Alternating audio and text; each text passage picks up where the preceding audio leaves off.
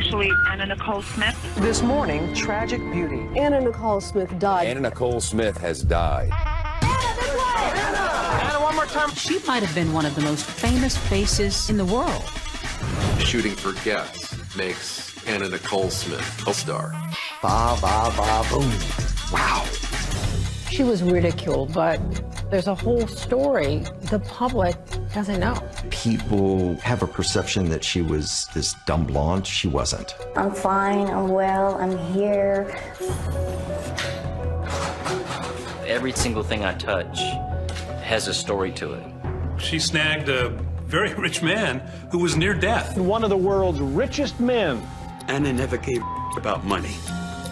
She loved Mr. Marshall tremendously. He left her nothing. Zero.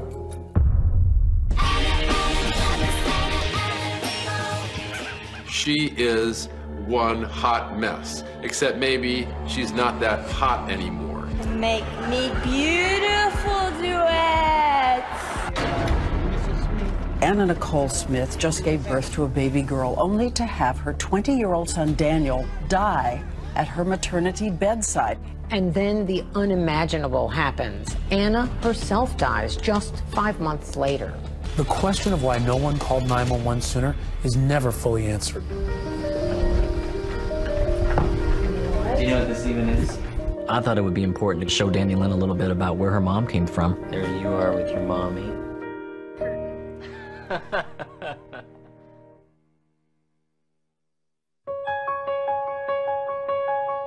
She wanted a little girl to treat like a little princess, to dress up.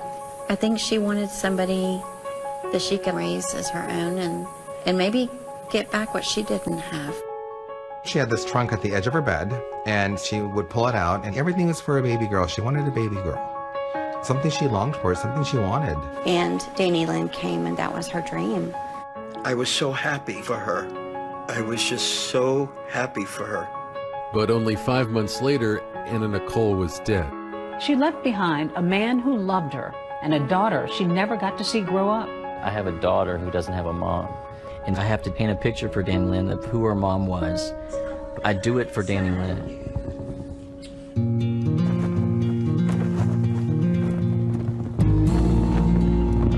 We are headed to a little town called Mahia, Texas. Danny Lynn's a teenager now, and you know, she doesn't really know a ton of things about her mom. I thought, why not go back to Anna's beginnings and kind of see where Anna got her start. It's keeping her memory alive for my daughter.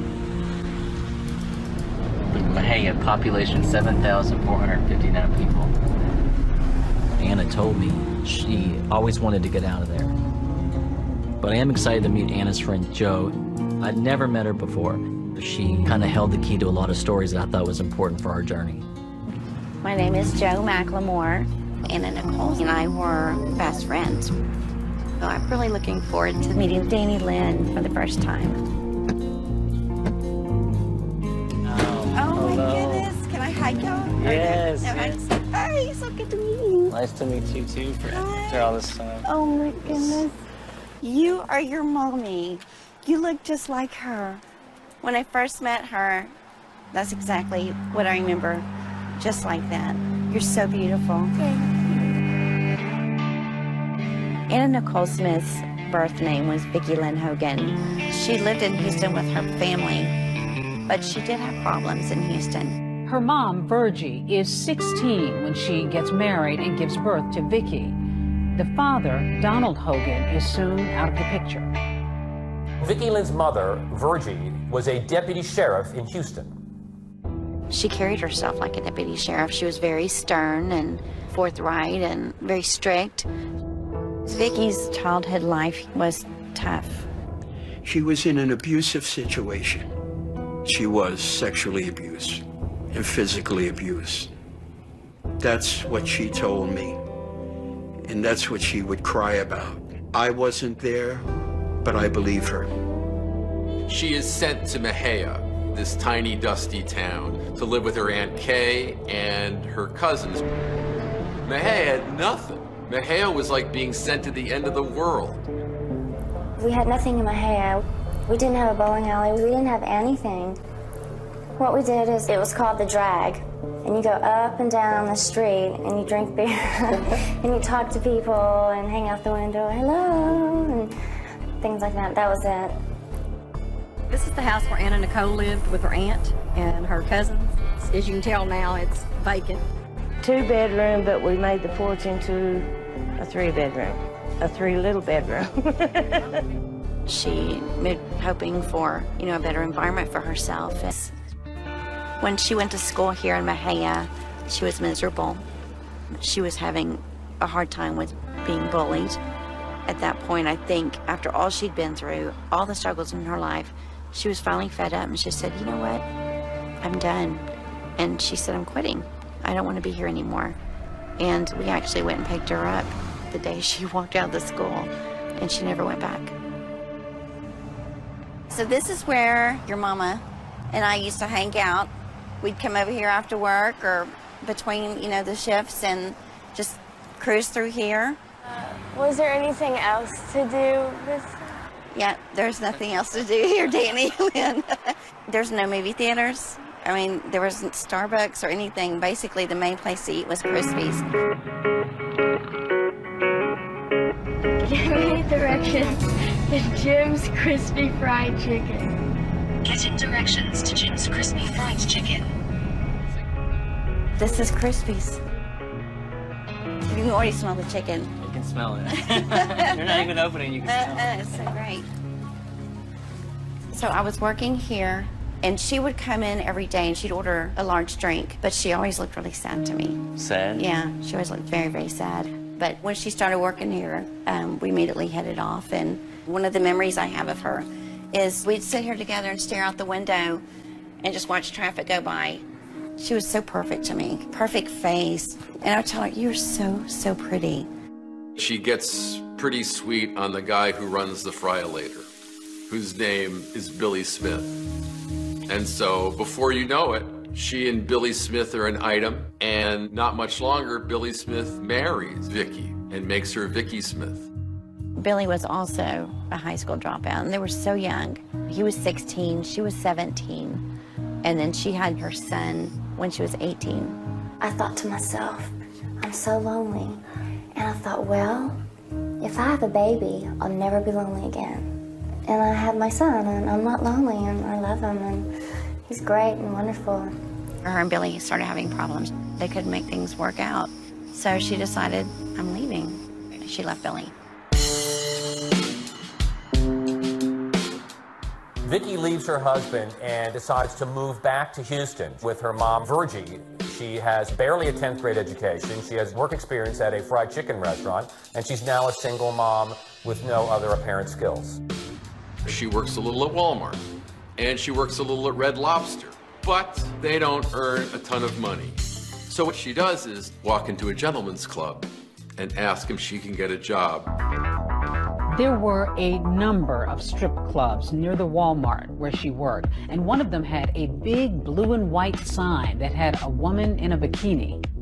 I would drive by the work every day, and there was this big neon sign. It was blue and white, and it had this lady in high heel shoes, and she had the bikini on, and it would flash tiptoe and back, like that.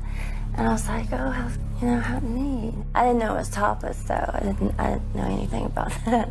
You must have been pretty naive. I was, trust me. Vicky may have been naive, but she was about to learn a lot very quickly.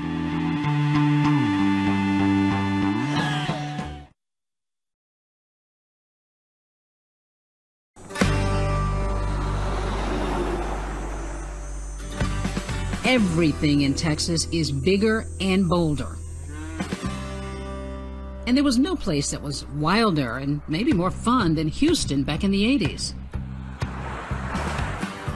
It's a port city, and I think port cities are more kind of fluid. People are passing through, and maybe they think they won't be remembered so they can act out a little more. It was a tawdry place in a lot of ways. The huge, sprawling gentlemen's clubs were founded here, breast enhancements were developed here.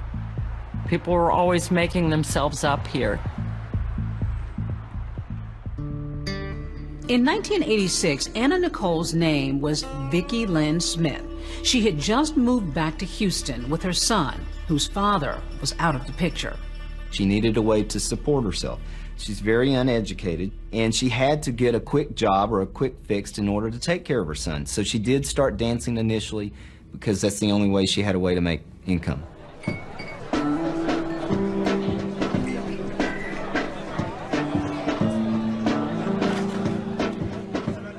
My former wife, Melissa, used to work at the executive suite in North Houston. It was a higher class gentleman's entertainment club, and she was there the day Vicki Smith walked in the door to apply for a job as a waitress and later become a dancer. First thing Melissa, my wife, noticed was that Anna was just terrified, literally terrified. I mean, she was definitely green to that kind of lifestyle. She was always tall, a large girl, and she was very self-conscious about that and very, very shy, introverted. It was tough taking my clothes off, and it was tough doing the table dances. The day that I went on to dance the first time, I ran out because I was so horrified and so ashamed of myself. But when I was driving to work, I looked down and saw all this money in my, and I was like, wow, and it was like $50. Like, whoa, $50. And back then, that was a lot of money for me. She was living with her friend Melissa, and her son Daniel was living with her mother, Virgie. Anna wanted him to move in with her. Her biggest fear was that Daniel would forget about her and not ever want to be with her again. Daniel was her life. She said, I am going to be the sexiest in here because I need money and I need to take care of my son. And she pulled that off very quickly.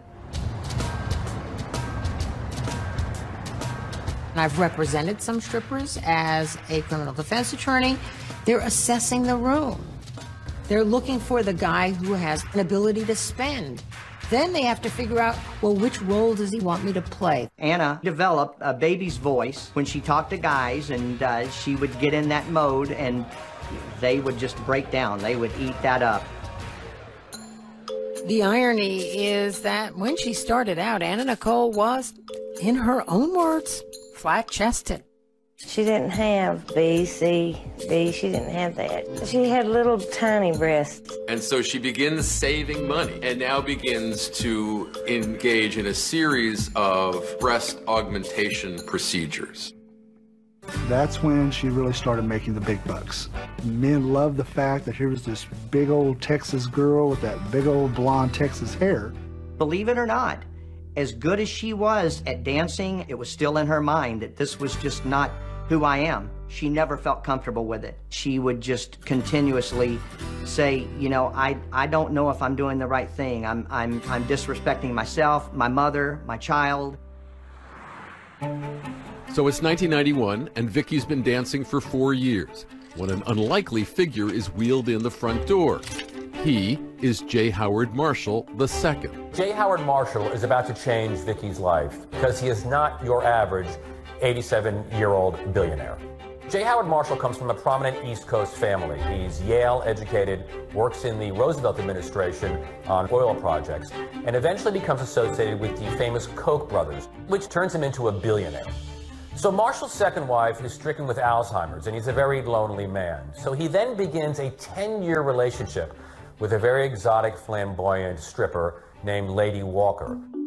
He lavished her with flowers, love notes, diamonds. He was still married, and both he and Lady Walker agreed that it would be very wrong for them to have sex. He spent millions and millions of dollars on her over the years. But whatever their relationship was about, it didn't seem to be about sex. He felt like he was her protector. He would write her these florid romantic notes, which she would respond to in kind. And along with giving her these florid romantic notes, he'd give her checks, lots of them. So the relationship is very devoted, but Lady Walker suddenly dies. Here was Marshall. He'd lost his wife, who he really did love, to Alzheimer's. He'd lost his paramour, who I think he really did love, who died on the operating table getting a facelift. So it's October 1991, and Marshall is despondent. So when he wheels into Gigi's one lunchtime and sees this 24-year-old blonde dancer in front of him, his heart is taken. He had no will to live, and I went over to see him, and he got a little twinkle in his eyes, and he asked me to dance for him, and I did. He was very funny, really funny. He got very brilliant, very smart. Gosh, he had so many stories. I mean, just, he was an amazing man. He was just really amazing. From the very first time she met Howard, she thought of him as a grandfather figure. And once we met Howard, I mean, you thought the same way. Very likable man, very knowledgeable, very smart. They would phone call every day and talk to each other, and they were so cute on the phone. She would call him Sugar Booger and Sweetheart and all that, and they needed each other in more of a sense than people understood. And so they just took care of each other. Marshall had two sons, and the son he was closest to was Pierce Marshall, who was this very upright, waspy, proper person. I think Anna Nicole would have just sent him screaming from the room. Pierce wants to put an end to it right away, but J. Howard Marshall II tells his son Pierce, "She makes me enjoy life again, but out." So within a week of meeting Vicki, Marshall proposes marriage. She says no, because she's determined to make something of herself on her own. So what J. Howard Marshall doesn't know is that Vicki is in love with someone else. And in this case, it's a woman.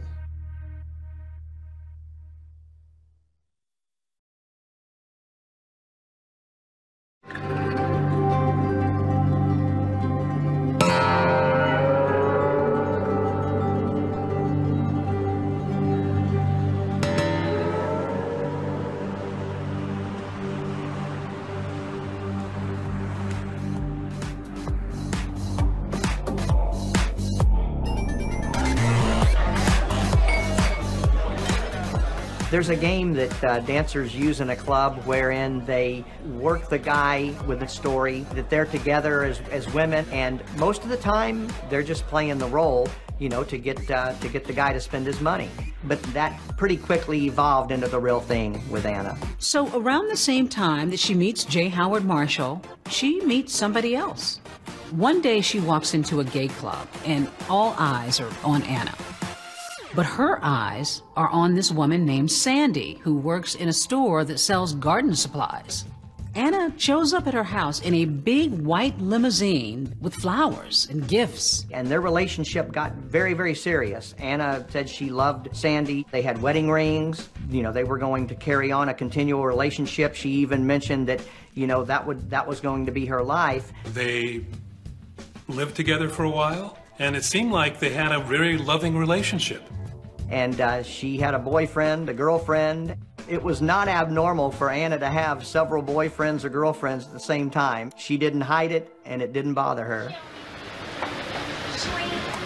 She seems to be a woman of considerable appetites. She likes a lot of input. She eats and drinks freely. She seems to take on a fair amount of lovers. Thanks to her time with J. Howard Marshall II, she develops a new appetite for extremely expensive jewelry. He gives Vicki jewelry, a house, a red Mercedes convertible, and breast augmentation surgery. And he buys her a ranch and Arabian horses to go with the ranch. Vicki loves animals, and she especially loves her horses. This is Rose. This is my horse. So he takes Vicki to his favorite restaurant, Red Lobster, and there he proposes again. I mean, he's a billionaire, and his favorite restaurant is Red Lobster. And he actually asked her to marry him at the table. And Anna said, no, I'm not going to get married until I'm able to support myself and make it on my own. I'm going to make it on my own.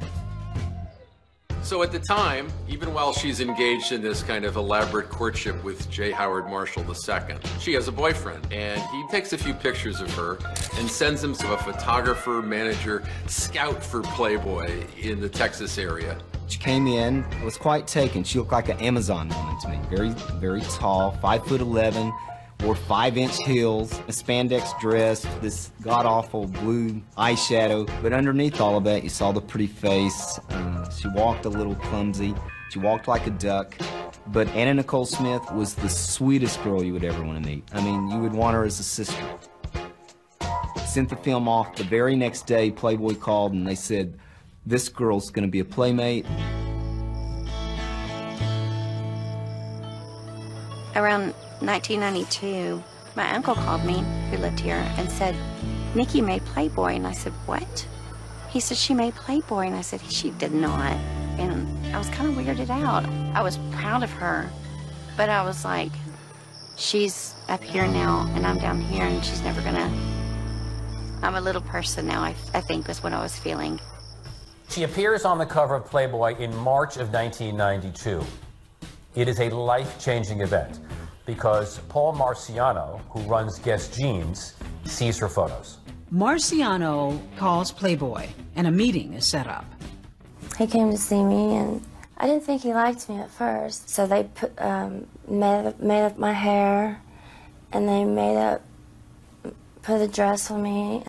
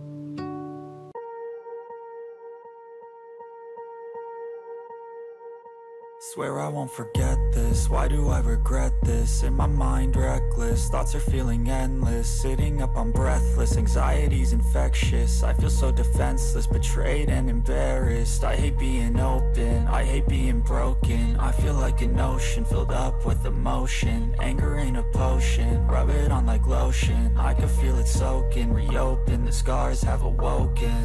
I can't move on till I let go. I feel so lost, never at home. Need to be strong, every breath hold. Cause I can't move on till I let go. I can't move on till I let go. I feel so lost, never at home. Need to be strong, every breath hold. Cause I can't move on till I let go.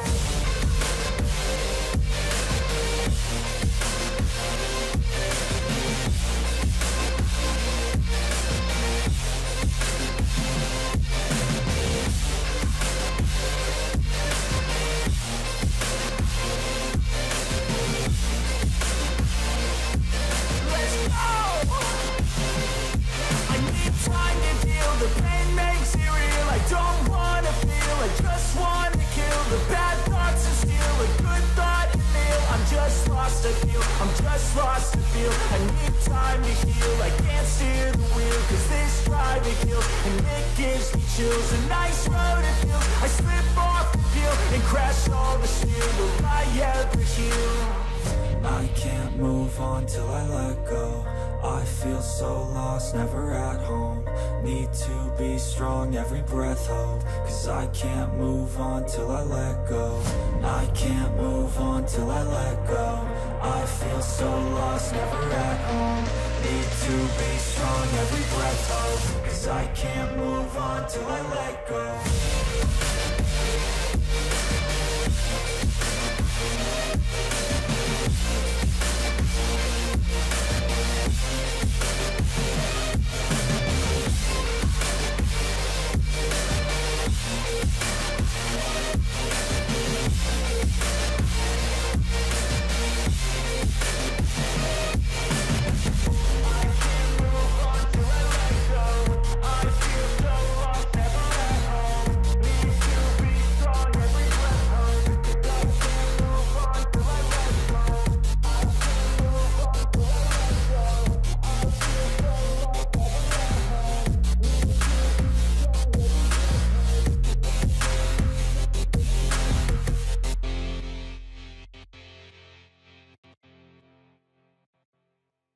And stuff, and I remember him walking in the trailer. I'll never forget. He walked up in the trailer and his mouth just dropped. He was like, I was like, ooh, I think he likes you now.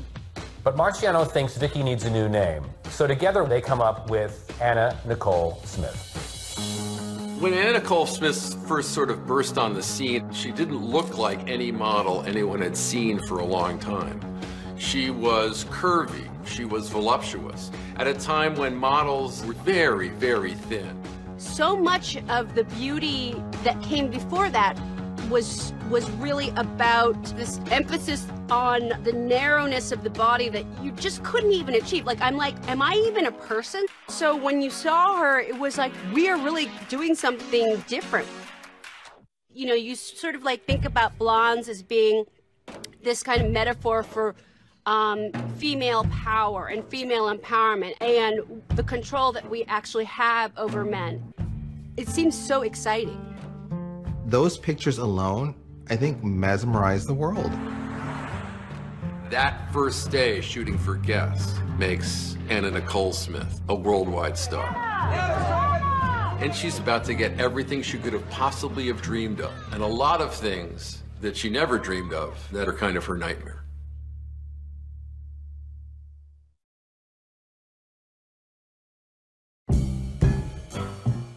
The Guess campaign is major. It shows up everywhere. It plays up Anna's glamour and makes her hugely famous. Meanwhile, Playboy continued to put her in the magazine, eventually naming her Playmate of the Year. I worked with her over a year's period of time, and you could see the difference, because when she came in, she was just a girl from a fried chicken place, and now she was a big star. So beautiful. She wasn't going to trust anybody. She was just going to perform for you. It was like she was probably back in the strip club. She really had the ability to make you believe that you were very special. She starts modeling overseas. Her billboard ads turn up on Norwegian and Swedish highways. They're so sexy that there are traffic accidents. It got to the point where the parliament in Norway actually had a debate as to whether the billboards featuring Anna Nicole Smith should be taken down because they represented a threat to public safety. Anna Nicole Smith, that name, that face, that figure became a topic of international fascination. And where does someone like Anna Nicole Smith belong? Hollywood.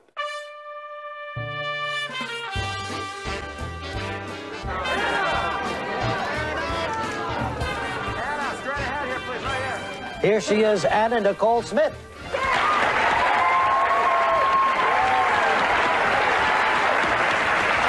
Anna, how are you? I'm Regis. She's signed by William Morris, one of the town's biggest talent agencies. There's a film being made called The Hudsucker Proxy. Anna Nicole Smith winds up into Hudsucker Proxy as a fashion model named Zaza. Did you have many lines?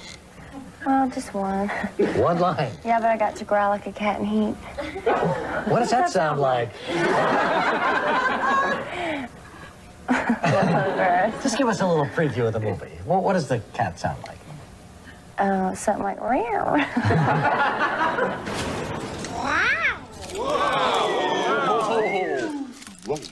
She has her first line on the screen, in which she employs her boyfriend to punch Tim Robbins. And Sid says you stole it. What are you waiting on, Clarence? Pop him one. But Buzz. She makes the rounds on talk shows like the Arsenio Hall Show. You're making the acting transition now. Didn't you just finish a project? I just finished the Headsucker Proxy, and fixing. I'm sorry. Say that again. The Headsucker Proxy. I just like to see you say Headsucker. The first time I met Anna Nicole, there was a sparkle about her. As a journalist, you're trying to stay objective and all those kinds of things, and I have to admit, I just kind of fell in love with her. She is so over the top in her sirenhood. She doesn't just play the girlfriend, she plays like the apotheosis of the va-va-voom girlfriend. And that's what she plays in Naked Gun 33 1/3. What are you doing? I'm just contemplating my next move. Your bishop is exposed. So Anna Nicole Smith appears in these two movies, and she acquits herself fairly well. And it looks as if she might end up being something of a 1990s version of Jane Mansfield, who was a famous sex pot from the 1950s. Her figure is kind of her calling card, but it also leads to medical problems. She was in constant pain with her back from her implants. Her back wasn't strong enough to carry them. And so the doctor started to give her pain medication. She also suffers from migraines, so she's on all kinds of pain medication.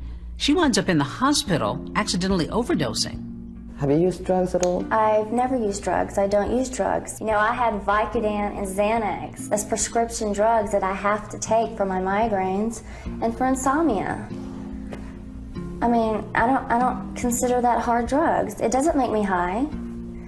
It's just, you know, I've been taking it for years. It just helps my headaches. You were very, very pale and very sick, and you had things in your arm, needles in your arm and things.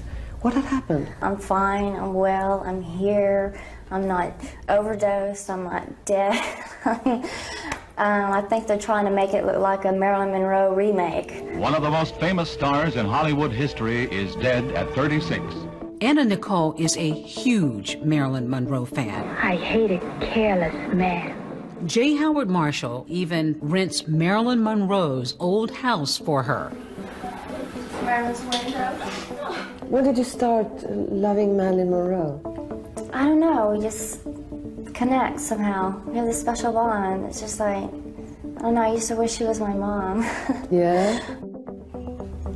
I want to be the sex symbol. I want to be what she was. I want to do the movies she did. I want to sing. I want to dance. I want to do all that.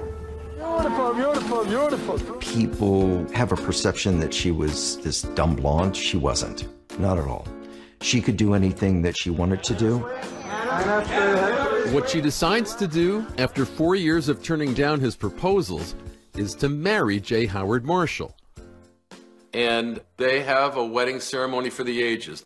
Her son is one of the ring bearers, along with one of his cousins. The ring is attached to a beautiful fluffy pillow. The groom is all dressed in white as he's wheeled up to the altar. 2 doves are released to symbolize the beauty of their relationship. You may now kiss the bride. She even tries to get him to stand next to her at the altar, but he's an old man. He's too frail to get out of his wheelchair. Anna Nicole Smith is 26. J. Howard Marshall is 89. And $400 million. $400 million? I'd marry him.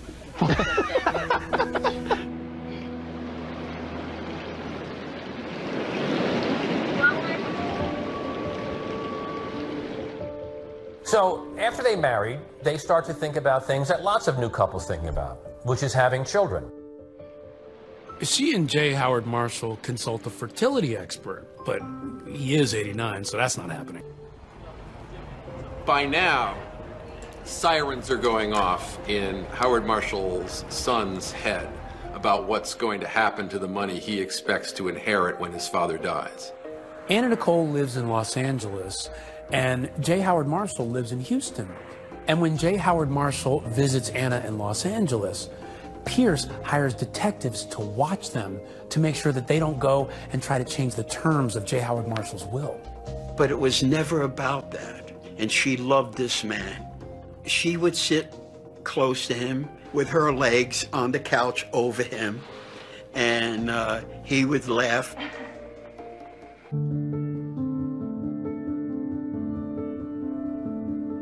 About 6 months after they got married, Mr. Marshall got very sick. We were shooting in Las Vegas, and she flew down to be with him. Pierce didn't like Anna Nicole Smith, this young 20-something stripper who's wormed her way into his father's life at the end of it? No way is he going to give her one dime. And it gets really ugly.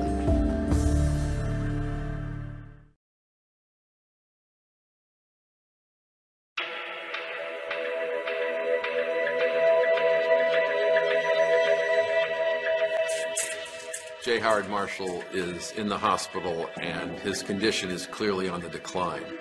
And so enter his son Pierce, who'd been given power of attorney. Marshall's caregiver, Betty Morgan, becomes his guardian. And then Anna finds herself cut off financially. And at one point, she was only permitted to see her husband for 30 minutes a visit. The family said that was because of the doctor's instructions, but she was heartbroken.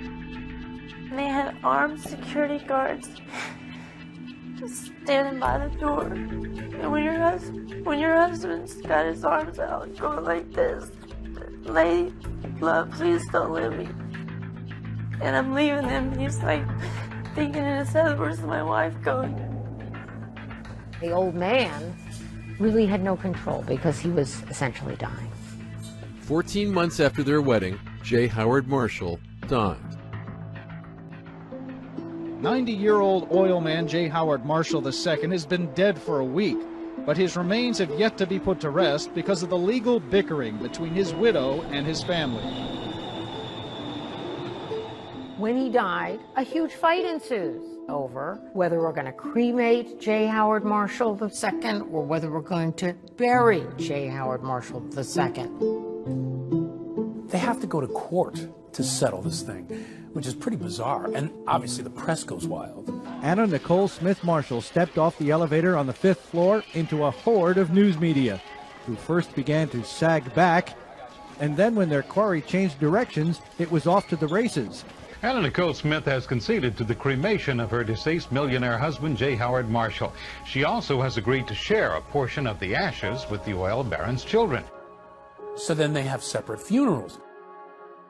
So at the funeral of her husband, Anna Nicole Smith is wearing the dress that she married him in, and to commemorate his passing, she sings. She sings, "Wind Beneath My Wings," the Bette Midler hit. The wind beneath my J. Howard Marshall, when he dies, leaves a massive fortune. Estimates range up to $1.6 billion. However, he leaves nothing in his will to his wife, Anna Nicole Smith, or her son, Daniel. He'd left her nothing. Zero. Zero. Zero. He was taking care of her. There was a suggestion, a promise, was there a contract? Clearly not. She didn't get a contract. It turns out Pierce is the main beneficiary, so Anna Nicole sues Pierce in Texas for a share of the estate. It's going to be a battle royale between the bombshell and the billionaire. I have nothing to say. Thank you very much. But it will take years before the case gets before a jury. In this journal entry, Anna writes, "Me and Daniel have no money to live on because of the press and getting no work. I miss my husband. He would just kill Pierce if he knew what was going on." You know what her favorite thing was to do? Have you ever seen a VCR tape? Yes. Okay. She'd go up here to this Blockbuster, and she would rent movies, and she'd just sit in the bed for like the whole weekend and order takeout food. She'd love to just stay in and watch scary movies. And then she'd paint. I planned to take Danny Lynn to Los Angeles because I thought it was important. Her mom lived half of her life in LA. I thought it would be great to have her sit down with Ray Martino, who shed some insight on her life prior to me meeting him. Hi, babe. How are you? Good. How are you doing? Good to see you. Hi, honey. Ray, what year did you meet Anna? 1995. Starting to cast my film. And we got the script to Anna. She read it. We got a call the next day, and she says, I want this part. She had a big price tag on her, but we could only afford a certain amount. The agency, William Morris, said, don't do this film. And she says, I get a chance to play different characters, and I don't want to always play these bimbos. In To the Limit, she plays a CIA double agent. Anna Nicole Smith shoots a lot of guys. To the Limit went straight to video. This is what I look like when I'm sober. Her dream was to be a serious actor. I don't know if I can say the right words, Joe. She was very, very talented, very deep, tremendously emotional. She makes another movie with Ray Martino. It's called Skyscraper, but it's only seen overseas. William Morris and Anna parted ways, and you know things weren't going well for her. What had appeared to be excellent opportunities started to dry up. She connects with this entertainment lawyer named Howard K. Stern. He soon becomes her confidant and her advisor. Here we go, right here. On top of her career problems, she's also having problems with her implants. I had an apartment in Burbank, and she was in the bedroom, and she started crying, screaming and yelling. And we ran into the bedroom. She had a hand over her breast, and her breast exploded. So I rushed her to the hospital, and she was in terrific pain. She's got migraines, stomach problems, breast implants causing back pains. She's got seizures. She's taking methadone for pain, Klonopin for those seizures. She's taking a lot of medication. I was on prescription pain medication, and I was taking too much, and I went into a coma for that. When I came out of the coma, I couldn't talk, and I couldn't walk. It was pretty bad. It was real bad. Can we get through here, please? There aren't many offers and not much money coming in. Anna Nicole declares bankruptcy. The California federal bankruptcy judge finds that Pierce was conspiring with his lawyer and his accountant to cheat Anna out of her portion of the inheritance. Former Playboy playmate Anna Nicole Smith is a multi-million-dollar winner. A Los Angeles federal court awarded Smith almost $450 million of her husband J. Howard Marshall's estate. Ah! She goes from 0 to 447 million. Cha-ching. Now she's a millionaire. Wait, there's another court in another state that could take it all away.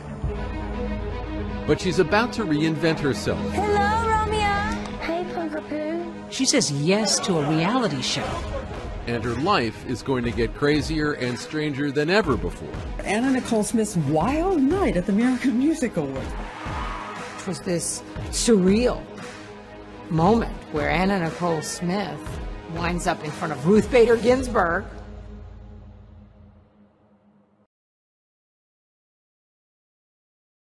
My life is like a living soap opera. Yes, can we stop the camera, please? Let's give her a moment. As tragic as some of the events were, the cameras never stopped rolling. It was all about the cash register ringing. Her friends say when they talk to her, she's rushed off the phone. Anna had a lot of people in her ear telling her things. She took my hand and she put it over on her stomach. She's pregnant. The next thing I know, she's taken off to the Bahamas. It's catnip for all the tabloids. Who is the daddy? I'm my baby. It was almost like another episode of her reality show. She just started to cave in. I just started screaming her name. I asked her, I said, baby girl, if you got anything in you, please come back. Her death was this huge story. I mean, huge. I haven't been to the storage in years, to be honest. Daylin has no idea that she's going to see these things.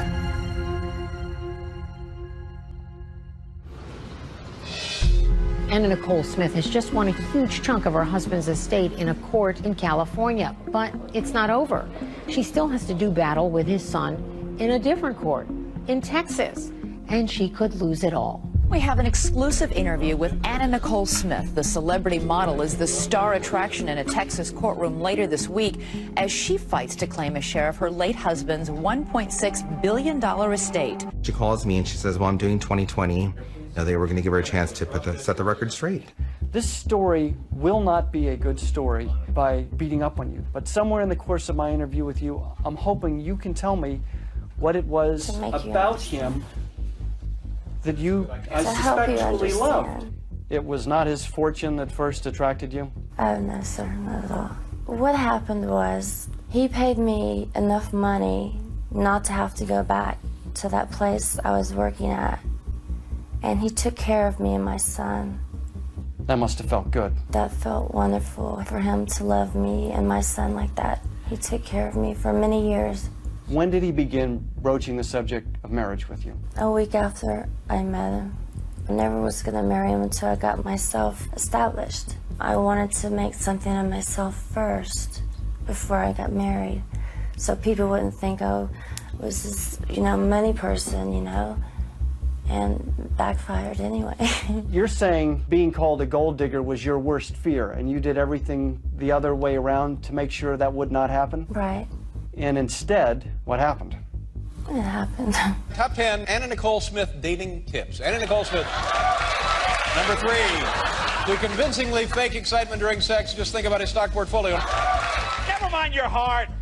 We can call an ambulance anytime. Come on, Tiger, what do you say? Yeah. What was it like when you used to see Jay Leno and Letterman savage you? After my husband passed, it was really, really hard on me. I guess they felt that, you had made it on your own, but you wanted to marry, I guess the term is sugar daddies. That wasn't true. I mean, well, here's the question. Some would say it wasn't a real marriage. You're telling me tonight, sitting across from me, it was a real marriage? Yes, can we stop the camera, please? Okay. Let's give her a moment. The media thought this was, to some degree, a detective story, like, is she a gold digger or is she not? And they were using those old kind of stereotypes to kind of, rip the lid off this story. I could have married him a week after we met, or 2 weeks after we met. I could have met him years before. And I didn't. I went out and I made something of myself. To actually see her in tears and break down and really feel what she was feeling was heartbreaking. It's been 5 years now since he's passed away. Are you able to get on with your life at all, or looks to me like you're still... It's hard. I mean, I went through a lot. People... when I gained a lot of weight, people thought I was just partying, doing this and that. I mean, I'm having seizures, I'm having panic attacks, and my husband just died, and people think I don't care. They didn't for once consider that maybe this was an interesting notion of two people who they're making a transaction here are both lonely and find each other's company not only enjoyable, but have a modicum of love for one another. This is a pretty incredible story from beginning to end, isn't it? It surely is. And it's your life. My life is like a living soap opera. Former Playboy playmate Anna Nicole Smith came to court prepared. Armed with photos of her dead husband, she took the stand ready to fight. When Anna Nicole Smith walked into the trial, the odds were in her favor. There was so much money. Why not give her a little? And I don't want to call names. I'm not going to call Ms. Marshall a gold digger. I truly am not. How you decide what she is and what she did and why should be based on evidence. So Pierce's lawyer is Rusty Hardin. He has a reputation for being a great trial lawyer. She will not be a poor little girl from Mahia, Texas, when the trial's over. He would have been about 86 years old at that time. What attracted you to him? I felt really bad for him. I felt sorry for him.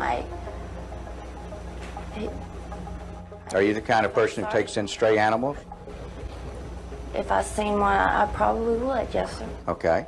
He may be folksy, but he's also sharp as a tack, and he knows how to cross-examine a witness. The letter from Pierce Marshall to you about your bills, do you remember that letter? Yes, sir. And do you remember that he asked you to look at the date? And the date on that letter was February the 5th, as I recall, was it not? Can I see the letter again? Yes, ma'am. Is it still up there? I'm really bad with dates. That's okay. I don't want to get in trouble. He wants to get her frustrated. So if she doesn't know dates, he's going to ask her about dates over and over again. Well, ma'am, that was in September, wasn't it? I'm bad at dates, I'm guessing. Was it before or after your depositions in May of 1995? I don't know the dates, Rusty. Isn't it true that you don't even know when you last saw your husband before he died? Yes, Rusty, I am bad with dates. The more he can draw out of her, the more he can get her frustrated, flummoxed. That only benefits him and his client. Are you telling me that the last time you saw your husband, you don't even remember how you got to Houston? Rusty, on an airplane. Her demeanor in the jury box was not the best. Have you been taking new acting lessons? Screw you, Rusty. She was in over her head. I don't think she really understood how to present herself in a courtroom setting. By the end of the 5 days or so, she'd gone from walking into the courtroom with the jury pretty much on her side to having lost them. The jury in Houston says former Playboy playmate Anna Nicole Smith is not entitled to 1 red cent from her late husband's multi-million-dollar estate. There are years of appeals and litigation ahead. And in the meantime, Anna still needs to keep working to pay the bills. So she makes a decision that could be the best or the worst career move she's ever made. Quit following me. She says yes to a reality show. You're so outrageous.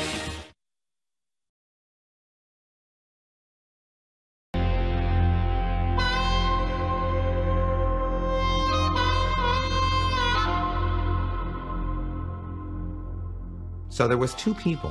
There was Vicki Lynn Marshall, and there was Anna Nicole Smith. I, myself, very fortunate to get to have met and gotten to know Vicki Lynn, but at the same time, see Anna Nicole in action. So it didn't matter if you had a cell phone, a Polaroid camera, any kind of camera, you just yelled at her name, Anna Nicole.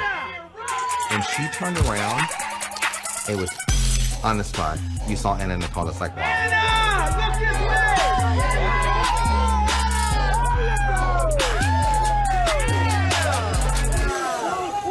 Wow. And the minute that camera left, it was a whole other person. She was back to Vicki Lynn.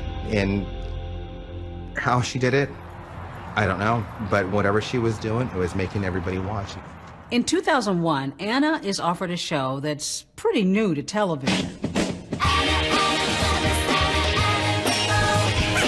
She says yes to a reality show. 2 thumbs up. My dream house. Reality shows are really pretty much fresh baked at this point. People like the Osbournes. Rock and roll! Or people like Nick Lachey and Jessica Simpson were doing these shows, revivifying their stardom. So here comes Anna Nicole Smith into this brave new world of celebrity reality television. That's my son, isn't he cute? Was that who she really was? The first season was quite a rating success. The luxurious hardware is coming up right now. Whatever she did, the crazier she got, I think was her ticket. It was all part of her plan. The ratings started to plummet in the second season, and the show was canceled before the third season really got underway. And then she kind of disappeared for a little bit. She was out of the spotlight. No one really knew where she was. She makes a comeback. She gets a contract with Trim Spa, a diet pill. She drops 69 pounds. As she makes her way back on the scene, she meets the next man in her life, Larry Burkhead. The first time that I ever encountered Anna was in my hometown of Louisville, Kentucky, working as a photographer at the Kentucky Derby. So I talked to her, and we exchanged this kiss, and she's kind of getting handsy. She was really smitten over him, and she told me that. She actually said, you know, she really liked this guy. I was asked by Anna's team to photograph Anna at a kids camp, a charity event, that I got to kind of witness Anna hanging out with the kids. It was a stripped down version of this small Texas girl that I really appreciated. You know, yeah, she talked very highly about Larry. Next thing I know, I've got my bags packed and I'm on my way out to Anna and Nicole's house, moving in with her. While their relationship is kept out of the public eye, they developed an intimacy. Anna lived in the house with her son Daniel, her assistant Kim, and her attorney Howard K. Stern. He was kind of her publicist. He was kind of her agent. He was kind of the go-to person for Anna and Nicole. Okay, please have quiet. Let's be quiet. In 2006, I met Larry, and we sat down and talked about his life with Anna Nicole. Howard Stern. Yeah. That was a problem. What kind of a problem? In my opinion, he's in love with Anna, and she's never really returned that affection towards him. He created a lot of problems for us. He would fill her head with ideas, negative thoughts about me, to where she would actually sometimes be suspicious of things. Did you see evidence of drug use and alcohol use? Did she have a problem? I saw a lot of things I didn't like, you know. Never once in my relationship with Anna did I see her do any kind of illegal drug. Now, I will say that she sometimes did not take the medication as she was prescribed the medication. Or then she might say, I skipped a day, so I might take 2 today. The night before the American Music Awards was the first time I ever saw Anna have a seizure. I was up with her all night. The next day, I just thought she should cancel it. Then everybody saw what happened next. I was honored to be on our next performer's new video. And if I ever record an album, I want this guy to produce make me beautiful duets. First thing you see in the headlines was Anna Nicole on drugs, Anna Nicole on this. I mean, that was what came out of that. Anna Nicole Smith's wild night at the American Music Awards. She's just getting over the crazy pox. What the hell are they putting in that Trim Spa? Well, we hope she has some people around who care about her and take care of her.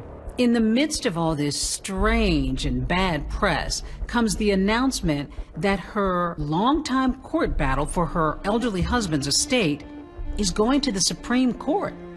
It was this surreal moment where Anna Nicole Smith, you know, the buxom Playboy pinup girl, winds up in front of Ruth Bader Ginsburg. This case concerns the claim of petitioner Vicki Lynn Marshall to share in the large fortune of her deceased husband, J. Howard Marshall. Ruth Bader Ginsburg writes the opinion, and the Supreme Court decides that Anna Nicole Smith can pursue her claims in the lower courts.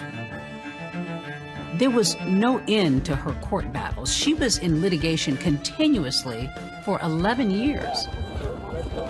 It was affecting her tremendously, ruining her mental health and her physical health.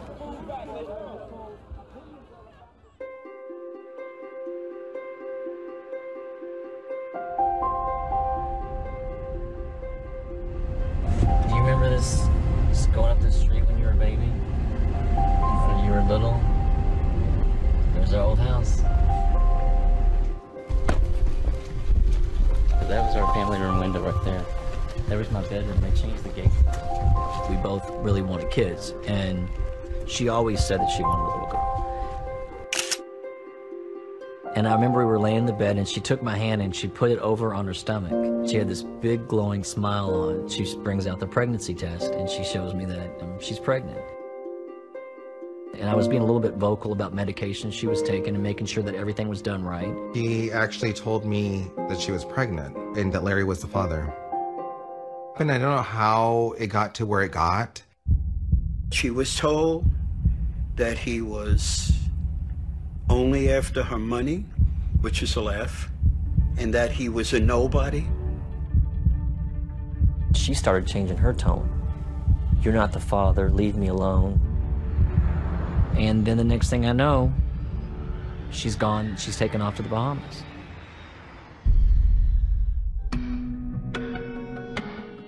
True tragedy. Anna Nicole Smith just gave birth to a baby girl, only to have her 20-year-old son Daniel die at her maternity bedside.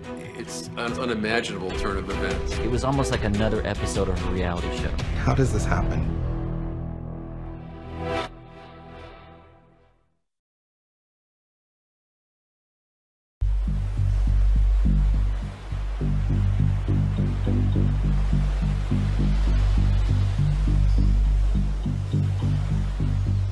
Anna Nicole and Howard K. Stern have moved to the Bahamas for the last 3 months of her pregnancy.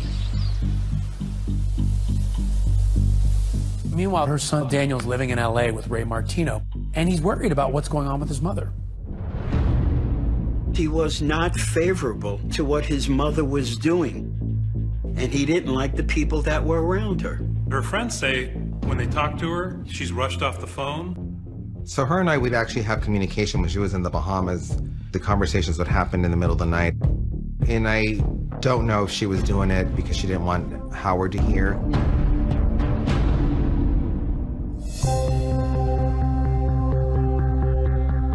September 7th, 2006 is a huge day in the life of Anna Nicole Smith because that's the day that she gives birth to her daughter. And at her side is Howard K. Stern. He is filming everything that's happening. Entertainment Tonight buys that video for an undisclosed sum. Anna Nicole Smith gives birth right here tonight before your very eyes. I'm having a baby. Daniel flies down to meet up with his mom and baby sister in the hospital room where Anna is recovering from a C-section. On the night of September 9th, Daniel sleeps over in her hospital room in the Bahamas. He's sitting up in a chair that's across from her hospital bed. Howard K. Stern's in the room. He's in another bed. At 6:20 in the morning, the nurse sees Daniel tending to his mother. Around 9:30 in the morning, Anna Nicole wakes up. She sees Daniel sleeping by her side. She tries to wake him up, but he doesn't respond. She tries again, but his skin is cold. She realizes he's not breathing. So now she's terrified. She calls out to the medical staff, and they rush in, but it's too late. Daniel's already dead. The body of Smith's 20-year-old son, Daniel Smith, was found just 3 days after Anna Nicole gave birth to a baby girl in the Bahamas. Around 7 o'clock LA time, I get a call from Anna screaming and crying on the phone. Daniel's dead. As tragic as some of the events were, the cameras never stopped rolling. It was all about the cash register ringing. Just days after Daniel's shocking death, In Touch magazine buys the photograph of Daniel meeting his baby sister for a reported $400,000. This is now both a family tragedy and a crime investigation. The chief inspector in the Bahamas coroner's office is calling the death of Anna Nicole Smith's son suspicious. How can you die in a hospital bed with nobody noticing? How can that have happened when a few hours earlier you were fine? The cause of death of Daniel Smith still remains unclear. Finally, the official results come back, and it showed that Daniel died of a lethal combination of Lexapro, Zoloft, and methadone. Daniel actually had a prescription for Lexapro, and he was taking Zoloft because he was anxious about his flight. But nobody knows where he got the methadone. Anna's been on methadone for years. So, did he take it secretly? To this day, no one knows how he got that methadone. So in the wake of this nightmare, there still remains an open question as to who the biological father of Anna Nicole Smith's daughter is. Howard K. Stern's name is on the birth certificate, so Anna Nicole and Howard decide to go to Larry King, because if you're announcing who the father of your baby is, where else are you going to go? Anna and I have been in a relationship, and we love each other, and it's been going on for a very long time. So you are the father? Yes, sir. I actually had to file a paternity suit. I was like, this is the last thing that I want to do. She's just lost her son. Daniel is buried in the Bahamas, and his mother is devastated. For whatever reason, she blamed herself for Daniel dying. It broke her heart when he died. And I think that was the final straw for Anna Nicole.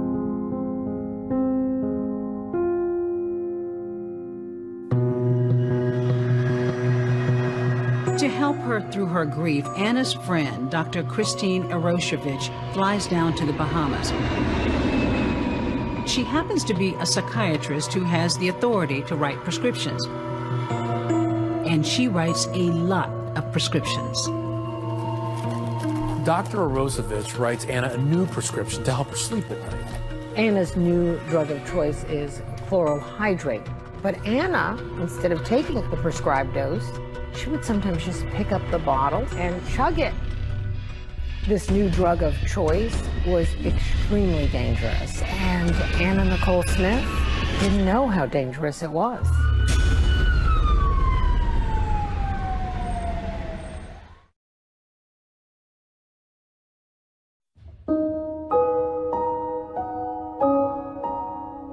The cause of Daniel Smith's death has not yet been determined. The Chief Inspector's Office is calling the death of Anna Nicole Smith's son suspicious. They said when you lose a child, you always have one foot on earth and one foot in heaven. Anna Nicole is completely devastated by the loss of her son, Daniel. But there's kind of a bright spot. Bahamians have a very big heart, very friendly. So Anna had a whole support group, and that worked out really well. She befriends a local Bahamian couple, Brigitte Nevin and King Eric Gibson. He's a local musician and celebrity. We would take people out fishing. And then one day, a guy came and said, why don't you take Anna Nicole fishing? And so that's how I met Anna Nicole. And so from then on, then she decided to call King Eric Daddy and called me Mommy, and then they were just part of the family. I think she kind of looked at Brigitte kind of like a motherly type figure because she was calming and she was spiritual. She was attracted to families. Where there was a family, because she didn't have that. Anna adores this couple, and she loves being on the open sea, far away from the paparazzi. She just loved to be on the boat. She was totally different. She was just like being free.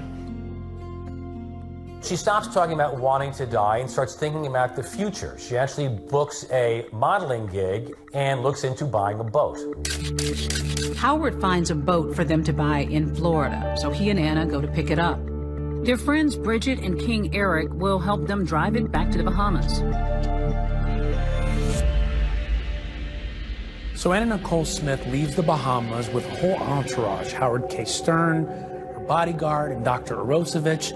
They leave the baby with the nanny. Before she leaves the Bahamas, Anna gets a shot of HGH and B12 on her left side. She's been doing this for a while to maintain her weight. On the plane, her left side starts to hurt. By the time she gets to the hotel, she's starting to feel really sick. She has a fever of 105. 105 fever for an adult is deadly. Everyone in the entourage, they're all telling her she should go to the hospital. And Anna says no, she's not going to the hospital. And here's the thing, they actually listened to her. The fact that someone didn't take her to the hospital was really no surprise to me because she was scared the press would find out she was there. And then it would turn into some big headline that she didn't want any of that. Over the next 3 days, Anna is pretty sick. She's not eating, she's sleeping a lot. And the people with her are starting to notice some strange smell coming from her. It showed me that, that the side of her body was infected. It looked infected. It was different colors and it was swollen. On the third day, Howard finds her in a confused state, sitting in the empty bathtub. That night, Dr. Ereshevich tells Anna she's got to get back to LA, but Anna doesn't want her to go. He was begging her to stay. She was saying that she didn't know she could make it. The morning of February 8th, Anna Nicole is very weak. At around noon, Howard K. Stern decides he's going to keep his appointment to see the boat, even though Anna's too sick to go with him. Taz and Brigitte stays with her. After about an hour, Taz goes in where Anna Nicole is. She calls her husband, Big Mo, Anna's bodyguard. Well, Brigitte hears this conversation, and she's excited. She thinks her friend is finally awake and they can visit. I walked over and I realized there was something wrong with Anna. She looked like she was sleeping, but I realized that she wasn't breathing. There was no chest movement, and then it all exploded. So Bridget tells Taz to call 911. What happens next is unbelievable. Taz doesn't call 911, she calls Mo. Mo doesn't call 911, he calls Howard. And Howard doesn't call 911.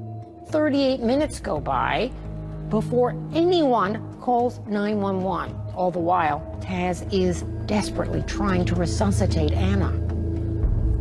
Finally, Mo arrives at the hotel, and once he gets there, he calls 911. Hello, it's Myra. Hi, this is Seminole Police. If you can please respond to the Hard Rock, room 607. It's going to be a reference to a white female. She's not breathing and she's not responsive. She's actually Anna Nicole Smith. We arrived on scene and the paramedics went to work on the subject, and I tried to find out what exactly happened prior to her being found unconscious. And then Howard showed up, and Howard went into just a total frenzy. He was pacing. He told me he was calling a doctor in California. Howard is calling Dr. Ereshevich, who confirms that Anna was on 10 different medications, all of which Ereshevich prescribed, and some were not written in Anna's name. Meanwhile, the paramedics are still working on Anna. I just started screaming her name. I asked her, I said, baby girl, if you got anything in you, please come back. Danny Lynn needs you. I said, forget it, I need you. We all need you. And I could feel her energy like giving me a hug. And then she was gone, and I knew she wouldn't be back. After we had done everything we could there, we transported her to Memorial Regional Hospital. When the ambulance gets to Memorial Regional Hospital, there is a full-on media blitz, cameras rolling everywhere. We are waiting to hear some word during a press conference. We're told that press conference might not happen. It was quite a scene. My guys were being filmed as they were taking the subject out of the rescue truck and wheeling her into the emergency room. At 2:49 this afternoon, we were advised by hospital personnel that Anna Nicole Smith had died. Anna Nicole Smith is pronounced dead at 2:49 p.m. It's just confirmed that Anna Nicole Smith has died. She collapsed at a Florida hotel. She was 39 years old. It takes months before the police investigation is finished. The question of why no one called 911 sooner is never fully answered. And when the autopsy is released, it is shocking.